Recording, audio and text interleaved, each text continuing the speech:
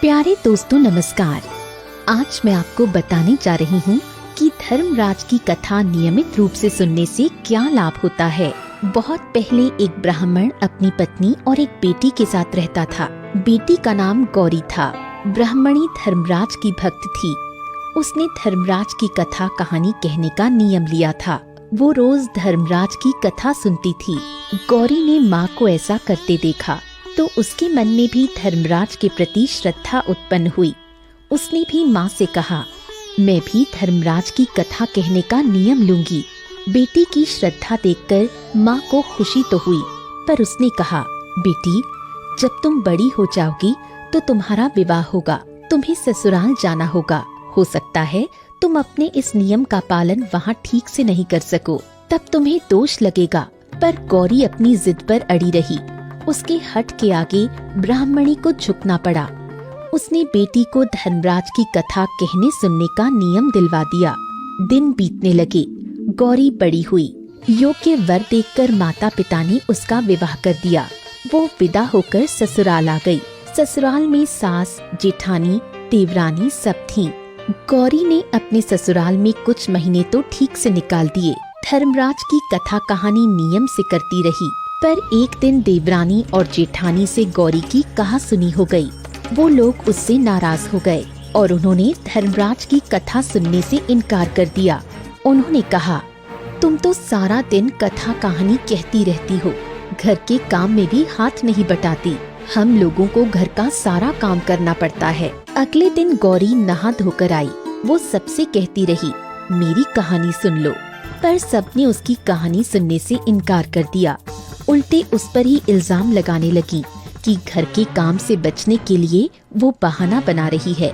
उन्होंने उसे घर का काम करने की हिदायत दी। लाचार गौरी घर के काम में हाथ बटाने लगी। इस कारण उसका कथा कहने का नियम पूरा नहीं हो सका। इसी दुख में उसने भोजन भी नहीं किया। इसी तरह 3 दिन बीत गए। वो भूखी प्यासी तड़पती रही, पर किसी को उससे सहानुभूति नहीं हुई।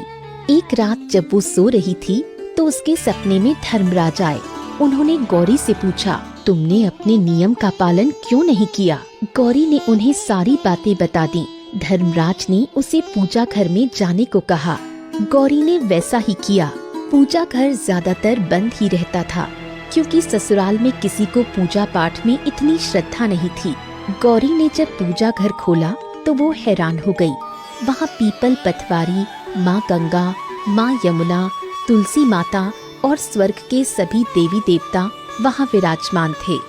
गौरी की प्रसन्नता का ठिकाना नहीं था।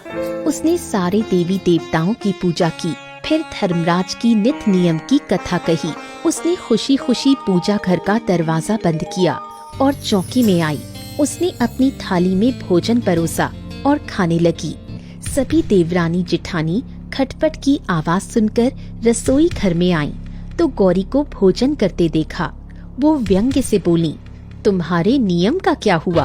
भूख सहन नहीं हुई, जो कथा कहे बिना खाने बैठ गई। अब तुम्हारा प्रण कहाँ गया? गौरी ने सरल मन से जवाब दिया, मैंने अपनी कथा का नियम पूरा कर लिया है, तत्पश्चात ही भोजन कर रही हूँ। उन लोगों ने कहा, हमने तो तुम्हारी कथा नहीं सुनी, फिर तुमने नियम कैसे पूरा किया? गौरी बोली, सारे देवी देवता पूजा घर में विराजमान हैं। मैंने उनकी पूजा करके उन्हीं को कथा कहानी सुना दी। सास, देवरानी, जेठानी को उसकी बात पर भरोसा न हुआ।